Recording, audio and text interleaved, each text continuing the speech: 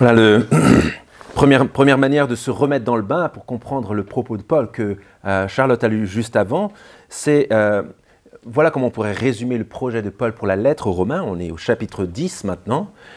Paul écrit cette lettre dans le but d'équiper les Romains pour la mission en direction des, alors il leur dit des Grecs ou des barbares, on pourrait dire des nations, c'est-à-dire tout le monde grec, romain et au-delà des frontières de l'Empire romain.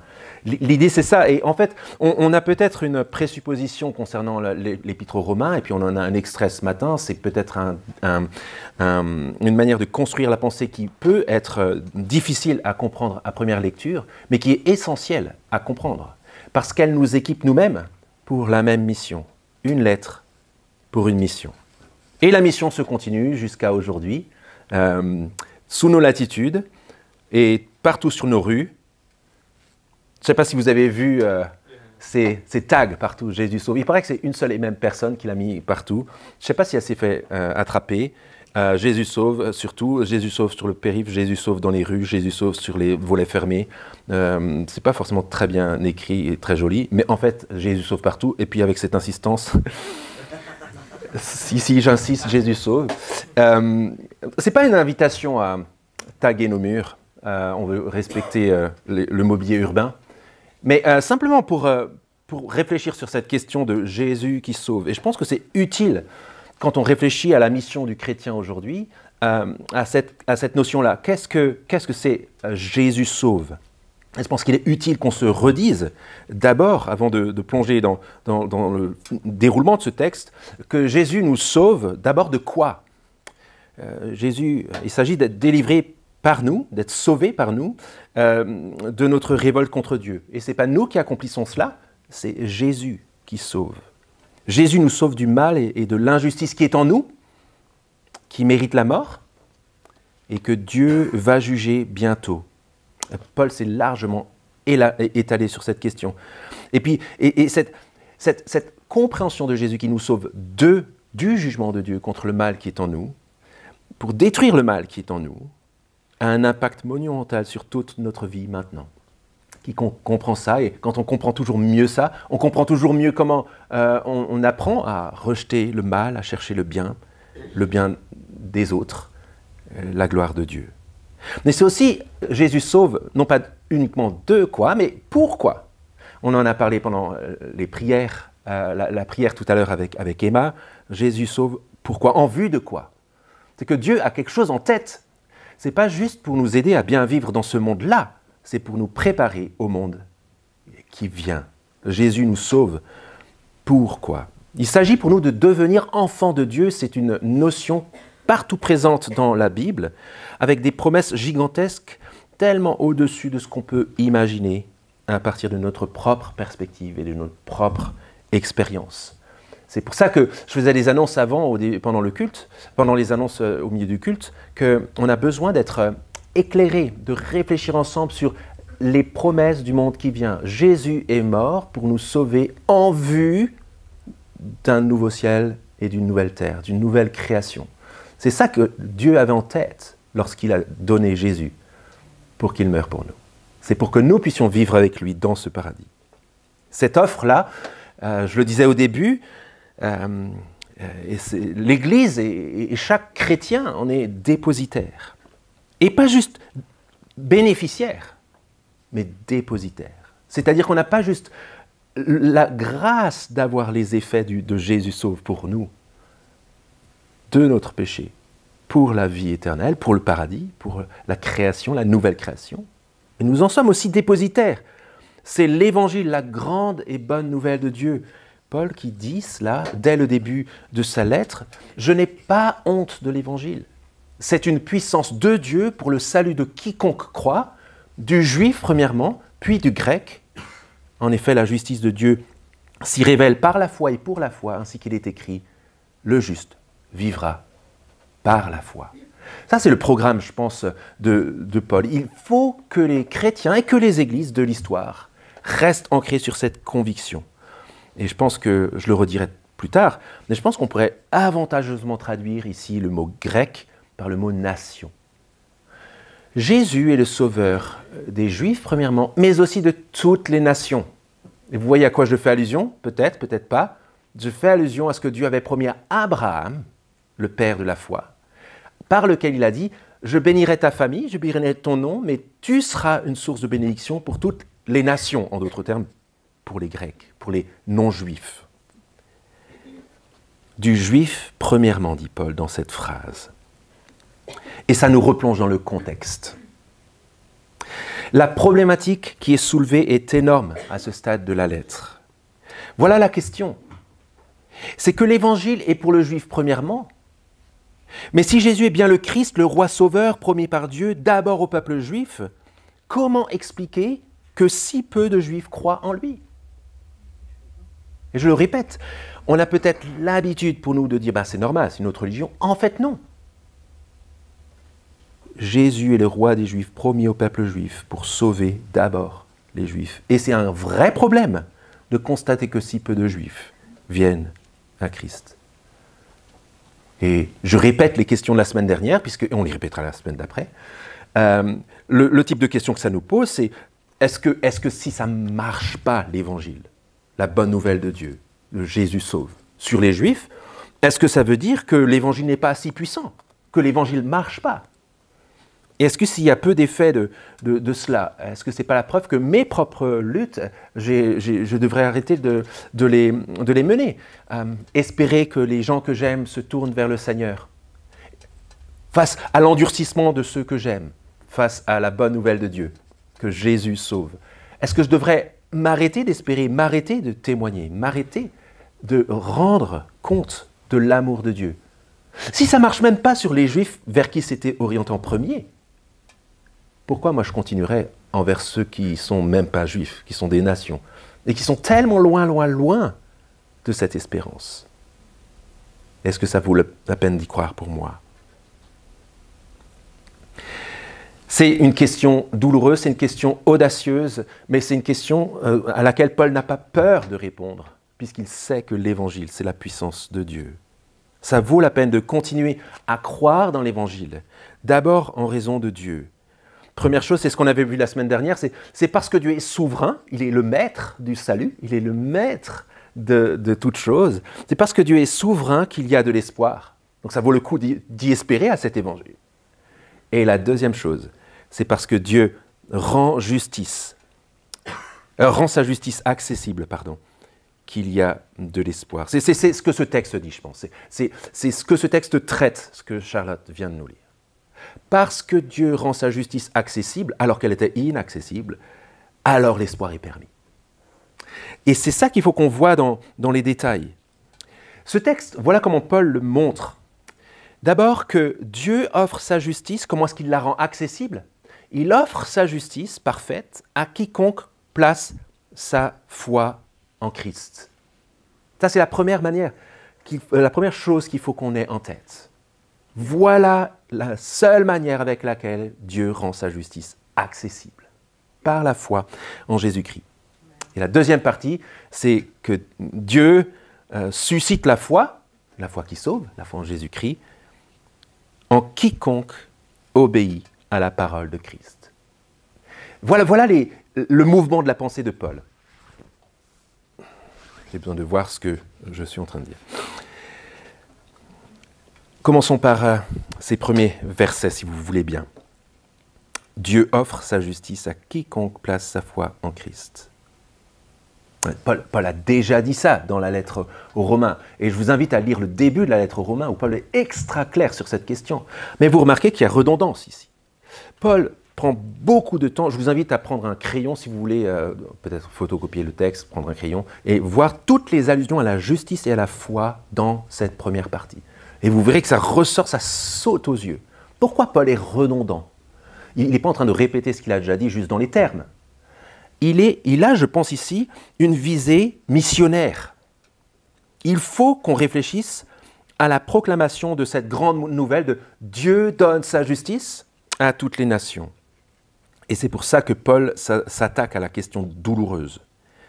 Il continue à expliquer pourquoi les Juifs, à qui appartiennent, je cite le verset, le début du chapitre 9, au verset 4, les Israélites à qui appartiennent l'adoption, la gloire, les alliances, la loi, le culte, les promesses, les patriarches, et de qui viennent le Christ, il faut comprendre pourquoi si peu se convertissent et pourquoi d'autres sont devenus massivement chrétiens, des non-juifs, des nations. Regardez le verset 30 et 31 à cet égard. Que dirons-nous donc dans la suite de mon argument? La question qui précédait, c'était au verset 14, y a-t-il en Dieu de l'injustice? Non, Dieu donne sa justice, il a toujours fait miséricorde, mais au résultat, verset 30, les païens qui ne recherchaient pas la justice ont obtenu la justice qui vient de la foi, tandis qu'Israël, les Juifs, qui recherchaient une loi qui donne la justice, n'est pas parvenu à cette loi. Et la raison pour cela, elle est essentielle à comprendre. La raison pour laquelle les Israélites, les Juifs, n'ont pas accédé à la justice de Dieu, c'est parce qu'ils se sont révoltés. Et comment leur révolte contre Dieu, contre leur Dieu s'est manifestée? Paul le dit à partir du verset 32, « Parce qu'Israël l'a recherché non par la foi, mais comme provenant des œuvres. Ils se sont heurtés à la pierre d'achoppement. » Et je reviendrai tout à l'heure sur cette pierre d'achoppement. Les Juifs, au lieu de recevoir Dieu qui offre sa justice juste par la foi en Jésus, ont préféré placer leur foi dans la loi, dans leur propre accomplissement de la loi, un salut par les œuvres. Ils se sont entêtés à chercher un autre moyen d'être trouvés justes devant Dieu, en pensant que dans leur propre capacité à obéir à Dieu, ils pourraient être trouvés justes devant Dieu, comme s'ils arrivaient à être 100% justes devant Dieu. Et peut-être que ça, c'est vous. Peut-être que vous avez une histoire familiale, une histoire spirituelle qui vous a conduit à croire que la pratique religieuse et la pratique d'œuvres bonnes pourraient vous permettre d'être trouvé juste devant Dieu. Et Paul est en train de dire, concernant les Juifs, que c'est faire fausse route. C'est faire fausse route, c'est faire preuve d'endurcissement. Quelle est la solution de Dieu? Qu'il offre sa justice parfaite à quiconque croit en Jésus. Jésus, le seul homme juste, qui donne sa justice parfaite pour que des hommes injustes n'aient pas besoin de faire valoir leur injustice devant Dieu, mais profitent et bénéficient de la justice de Dieu.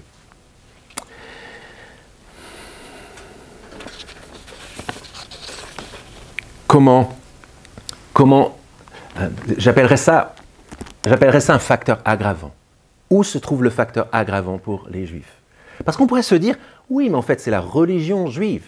Ils ont juste l'Ancien Testament. Donc dans l'Ancien Testament, il y a certainement beaucoup d'insistance sur la loi. Et Paul, justement, s'adresse à cette remarque-là, à cette résistance-là. Il répète au début du verset 10 à quel point, il l'a déjà dit largement, mais il le répète ici, à quel point il désire, il prie pour que ses frères et sœurs, cousins, cousines, tontons, tata, viennent à la foi en Jésus-Christ. Mais il dit, verset 2 du chapitre 10, qu'ils ont du zèle pour Dieu, il le reconnaît, mais sans connaissance. Verset 3, ils ont ignoré la justice de Dieu en recherchant à établir leur propre justice. Et à partir du verset 5, Paul montre quelque chose d'incroyable. Le verset charnière, si vous voulez, entre les deux parties, c'est le verset 4. Christ est la fin de la loi en vue de la justice pour tout croyant. C'est tout sauf anodin, ce verset. Voyez ce que Paul est en train de dire? C'est que Christ est la fin, c'est-à-dire à la fois l'aboutissement, vers quoi était orientée toute la loi de l'Ancien Testament, tous les écrits des Juifs. Mais il est aussi celui qui accomplit les promesses. Il est celui par qui Dieu donne sa justice. Christ est la fin de la loi, c'est-à-dire que Christ était déjà présent dans la loi des Juifs pour amener tout le monde à la justice, non pas pour tout pratiquant, mais pour tout croyant. Et Paul le prouve juste après. Alors, je vais juste le survoler avec vous pour voir comment Paul argumente ça. L'idée, c'est que Christ était déjà partout dans la loi. Et il prend les écrits juifs pour montrer qu'ils avaient la possibilité déjà de croire que c'est la foi en Christ qui sauve. En effet, dit Paul au verset 5, Moïse déjà a écrit à propos de la justice qui vient de la loi, « L'homme qui la mettra en pratique vivra par elle ». Dans un contexte où Moïse souligne à quel point le peuple est incapable d'obéir à cette loi complètement. Et c'est pourquoi, au verset 6, Paul précise que la loi déjà annonce la justice qui vient de la foi. Et là, il cite aussi des textes de l'Ancien Testament. Il dit au verset 6, au verset 6, « Ne dis pas en ton cœur qui montera au ciel, c'est en faire descendre Christ, ou qui descendra dans l'abîme, c'est en faire remonter le Christ d'entre les morts. » Ce qui est en italique là, c'est des citations de l'Ancien Testament. Et ce qui est juste après, c'est les commentaires de Paul. L'idée ici, c'est qu'il n'y a pas besoin et il ne faut pas chercher à monter très haut dans l'obéissance à la loi ou descendre très bas jusque dans les recoins de nos vies, parce que Christ est ressuscité, Christ est mort, et Christ est ressuscité, et il est la promesse que dans la loi, il a tout accompli. Si vous voulez le dire autrement, on pourrait dire Christ est partout. Christ est partout dans l'Écriture.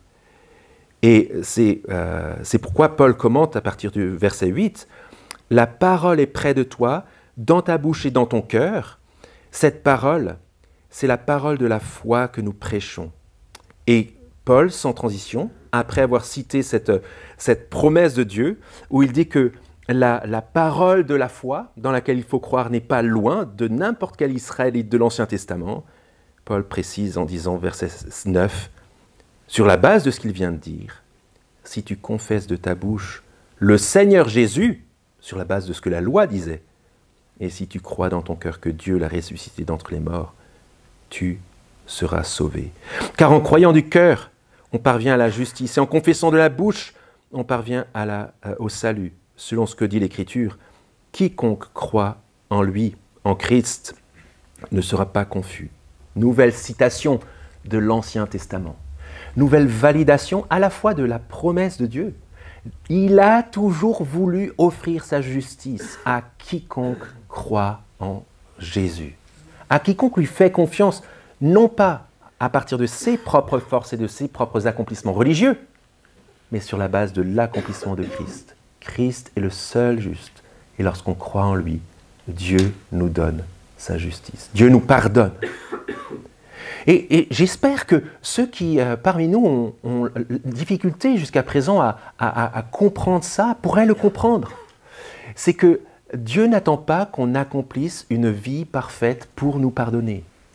Mais Dieu nous offre la justice qui est la sienne, grâce à Jésus. Et c'est ce qui nous conduit à aimer le bien et à rejeter le mal. C'est une grande, grande libération. Et j'espère qu'on voit aussi à quel point l'endurcissement d'Israël était fort. Parce que sous leur nez, c'est un peu ce que Paul dit, sous leur nez, ils avaient noir sur blanc écrit la promesse que la foi est le moyen d'obtenir la justice de Dieu. Quiconque croit en lui ne sera pas confus. C'est pour ça que Paul conclut en disant, verset 12, « Il n'y a pas de différence. Ce qui est vrai pour les nations est d'abord vrai pour le peuple juif. En effet, entre le juif et le grec, il n'y a pas de différence. Ils ont tous le même Seigneur qui est riche pour tous ceux qui l'invoquent. Car quiconque invoquera le nom du Seigneur sera sauvé. » Nouvelle citation de l'Ancien Testament, nouvelle promesse. Déjà dans l'Ancien Testament, un juif qui se disait « Je veux plaire à Dieu, je suis incapable moi-même, je vois bien d'obéir à toute la loi, je cesse de me reposer sur mes propres accomplissements. Et j'appelle Dieu au secours. Et je place ma foi dans le Dieu qui m'offre gratuitement sa justice. » Promesse extraordinaire, mais aussi preuve de l'endurcissement d'Israël. Si on revient un peu à l'argumentation qui intéresse Paul dans cette partie, il y a si peu de Juifs qui croient en Jésus, et il est pourtant le roi des Juifs, donné par Dieu à son peuple chéri. S'il y a si peu de Juifs qui sont sauvés, c'est parce qu'ils ont rejeté la justice de Dieu promise dans leurs propres écrits et qui pouvait être résumée par cela: celui qui croit vivra, celui qui croit recevra la justice de Dieu. C'est peut-être aussi une forme d'avertissement pour nous qui ne sommes pas juifs pour la plupart, mais que nous devrions cesser de nous dire que c'est par notre propre réussite que Dieu va nous accueillir, que par notre propre justice, on pourrait impressionner le Dieu 3 fois saint, alors que le Dieu 3 fois saint, auquel nous n'avons pas accès, nous offre sa justice. C'est une bonne nouvelle. C'est ce qui nous permet aussi de comprendre ce fameux verset. Je vous ai dit qu'on allait revenir dessus. 9,33, le dernier verset du chapitre 9. Paul qui dit, une citation d'Ésaïe, « Voici, je mets en Sion une pierre d'achoppement et un rocher de scandale, et celui qui croit en lui ne sera pas confus. » Pierre d'achoppement, c'est une pierre sur laquelle on trébuche. Et vous voyez que la même pierre, et cette pierre, la Bible dit que c'est Jésus, Dieu met Jésus dans le monde comme une pierre sur laquelle on trébuche, où par lui, il offre sa justice. Résultat, ceux qui ne veulent pas de cette justice trébuchent et restent loin de la justice de Dieu, comme les Juifs qui ont rejeté cette promesse de Dieu, cette offre de Dieu. Mais regardez la fin, celui qui croit en lui, dans cette pierre, en elle, mais petite note en bas de page, il y a un jeu sur les pronoms ici pour Paul. Quand il dit en lui, c'est féminin, la pierre d'achoppement, et c'est pas le même terme. Donc en fait, il pointe déjà sur Jésus quand il dit celui qui croit en lui ne sera pas confus. Ça veut dire que quiconque voit cette pierre au milieu, Jésus placé au milieu du monde, et place sa confiance en lui, il a la certitude qu'il est libéré du jugement de Dieu contre son injustice, et il reçoit la justice de Dieu. Dieu offre sa justice à quiconque place sa foi en lui. C'est une magnifique nouvelle à recevoir. Et recevons-la ce matin en se disant que quiconque croit en Jésus ne sera pas confus. Ni aujourd'hui, ni dans notre culpabilité. Il n'y a pas de place pour la culpabilité pour le chrétien en Jésus. Et il n'y a pas de place aussi pour la peur du jugement dernier. Nous ne serons pas confus au jugement dernier. Dieu nous a offert sa justice lorsque nous avons placé notre foi en Dieu. Reste une question de taille. Pour notre mission, si toute l'humanité, juive comme grecque, et en regardant l'endurcissement du peuple juif, on constate l'endurcissement de tous les hommes, de toutes les nations. Si cet endurcissement est tellement fort, si le monde entier est tellement endurci contre Dieu, on en a vu une bonne tranche la semaine dernière, par quel miracle est-ce que des gens pourraient se mettre à croire en Dieu ? Dieu est souverain, tous les hommes sont opposés à lui, sont enfermés dans leur endurcissement. Comment imaginer que quelqu'un se mette à croire pour recevoir la justice de Dieu? Des réactions normales, peut-être que je les entends déjà d'ici, ce serait endurci pour endurci. Si c'est vraiment de l'endurcissement, une prison d'endurcissement, il n'y a plus rien à faire. Ou alors une forme de fatalisme, du style « Dieu est souverain, il trouvera bien le moyen, laissons-le faire. » C'est vrai et c'est pas vrai à la fois. Il y a quelque chose qui est de l'ordre de la démission du chrétien, qui est absent de la notion biblique de la vie du chrétien et de la mission de l'Église. La réponse de Dieu est tout autre. C'est pas juste laissons le monde dans son endurcissement ou je vais y aller au petit bonheur la chance, c'est que Dieu a prévu un moyen. Dieu offre sa justice à quiconque place sa foi en Dieu, en Christ, et Dieu suscite la foi en quiconque obéit à la parole de Christ. Et si vous voulez un résumé de cette notion, vous l'avez au verset 17. Verset 17, la foi vient de ce qu'on entend, et ce qu'on entend vient de la parole de Christ. En d'autres termes, c'est un synonyme de l'évangile, de la bonne nouvelle de Dieu. Dans sa souveraineté, Dieu a non seulement décidé d'offrir sa justice à quiconque croit en Christ et qui ne le méritait pas, mais en plus il a décidé du mode opératoire. La parole de l'Évangile, la parole de Christ, qui proclame Christ, dans tout ce qu'il a fait, dans sa justice parfaite, dans le fait qu'il est mort pour nous, comme on l'a chanté tout à l'heure. Merci Yves pour les choix de texte tout à l'heure.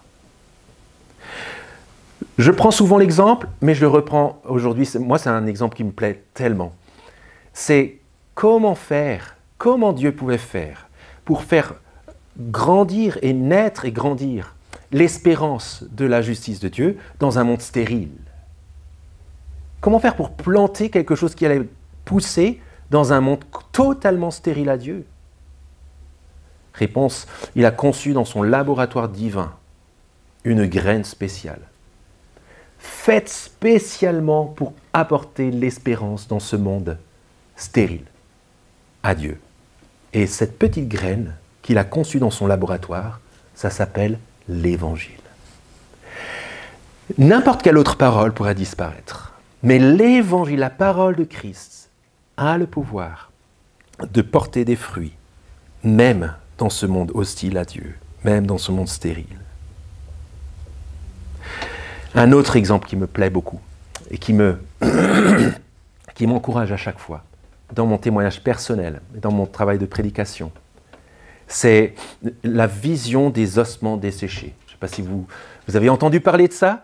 C'est un prophète de l'Ancien Testament, la première partie de la Bible, à qui Dieu donne une vision au chapitre 37 d'Ézéchiel, et il voit une plaine remplie d'ossements desséchés, de squelettes. Et il lui dit, prophétise et parle, proclame par l'Esprit à ces os. Et en le faisant, Ézéchiel voit de la chair venir autour de ces cadavres et de ces squelettes. Mais ça reste des cadavres, morts, loin de Dieu. Et Dieu lui redit une deuxième fois, va, prêche, proclame la parole par l'Esprit sur ces cadavres. Et un souffle de vie entra en eux, et ils se tinrent debout. Voilà ce que fait l'Évangile dans ce monde. Par la parole de Christ, Dieu suscite la foi dans un monde qui est mort à Dieu et qui produit des hommes et des femmes vivants de mort qu'ils étaient, morts loin de Dieu et vivants pour Dieu.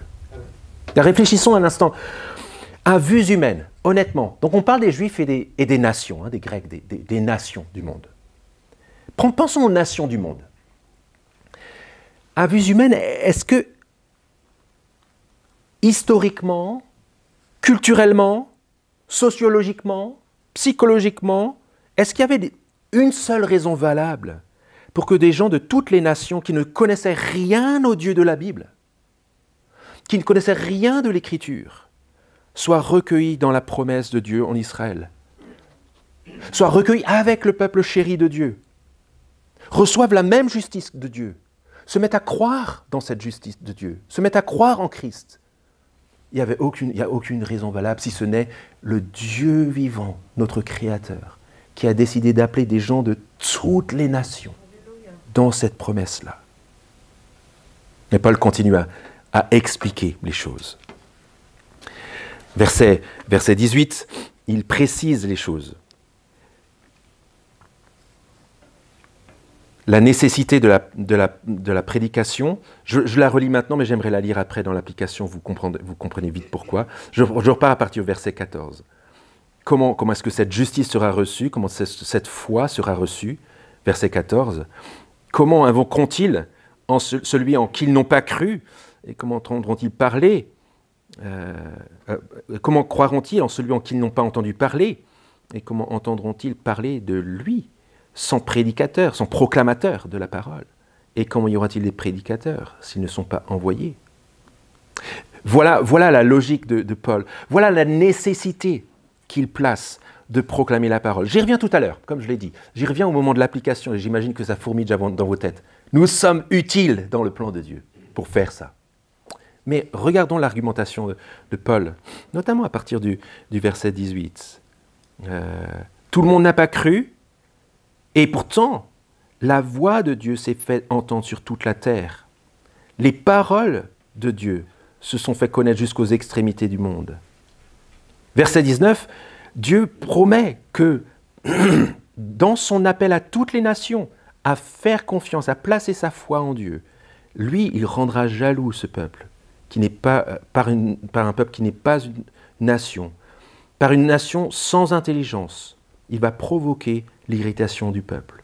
Qu'est-ce que Paul est en train de dire là?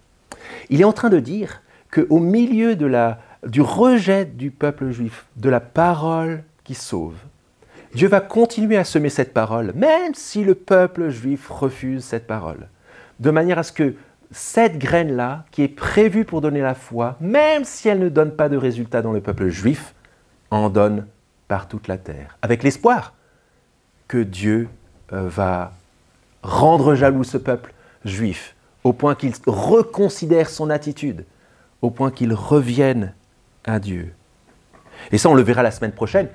On est dans un temps difficile, où Dieu a permis et voulu que ce peuple aussi soit réticent à la parole, de manière à ce que des hommes et des femmes de toutes les nations, qui n'étaient même pas des nations, viennent à Dieu. Ce qui prédomine pour le moment, c'est le verset 21. Tout le jour, j'ai tendu mes mains vers un peuple rebelle et contredisant.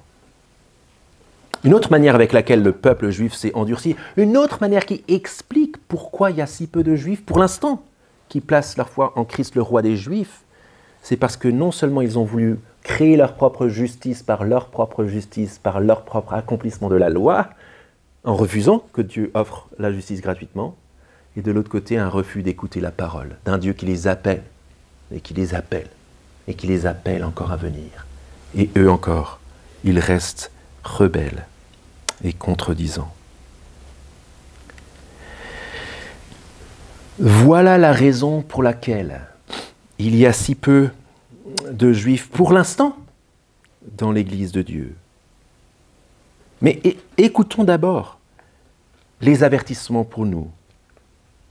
À tous ceux qui entendent l'évangile de Jésus, le Christ, le roi des Juifs. Ce que Dieu est en train de nous offrir n'est rien de moins que sa justice, son pardon, sa vie qu'il a toujours voulu offrir à son peuple chéri, tant aimé, et dire oui sans attendre, et spécifiquement sans attendre les Juifs, c'est la bonne réponse. Elle est pleine de promesses, et c'est Dieu qui l'offre. Le pardon est offert, le ciel est ouvert, il n'y a plus de jugement. Ça veut dire que l'avertissement est très clair. Lorsqu'on regarde le peuple juif dans les nations et dans l'histoire, son endurcissement, il y a un avertissement pour nous aussi, à tous ceux qui souffriraient du syndrome 10-21. 10-21, tout le jour, dit Dieu, j'ai tendu mes mains vers un peuple rebelle et contredisant. Que ça ne devienne pas, tout le jour, j'ai tendu mes mains vers un peuple rebelle, vers un Étienne rebelle et contredisant, vers un voisin rebelle et contredisant, vers quelqu'un de ma famille rebelle et contredisant, vers quelqu'un que je côtoie rebelle et contredisant, vers peut-être l'un de vous rebelle et contredisant. L'avertissement est clair ici, qu'il s'agit non pas de résister à la parole de Christ qui conduit à la foi et qui conduit à la justice de Dieu. La réponse appropriée, c'est de dire oui. On a un exemple de l'endurcissement humain en regardant Israël. Et on a un exemple, un échantillon de à quoi ça conduit. L'endurcissement vis-à-vis de l'appel de Dieu en Jésus-Christ, de la parole de Christ, conduit à plus d'endurcissement. Et plus d'endurcissement conduit à un cœur dur et toujours plus loin de la promesse de Dieu en Jésus-Christ. Et ça nous ramène, je vous avais averti, à l'application centrale pour nous. Elle se trouve au verset 14 à 15. Nos cœurs devraient brûler en lisant ces deux versets.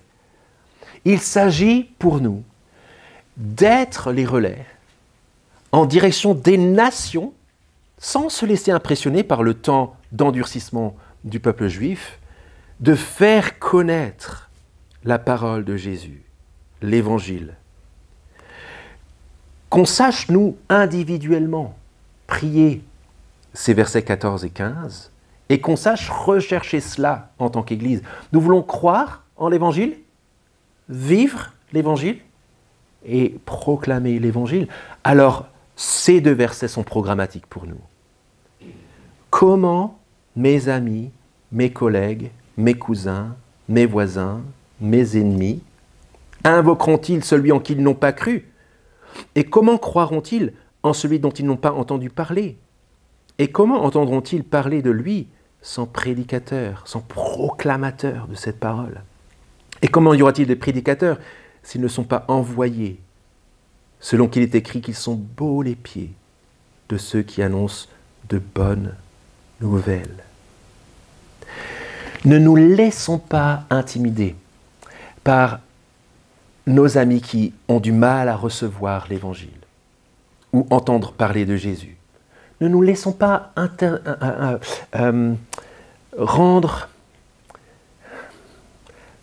perdre pied, je dirais, lorsqu'on voit que la parole de l'Évangile ne semble pas tout de suite faire son effet.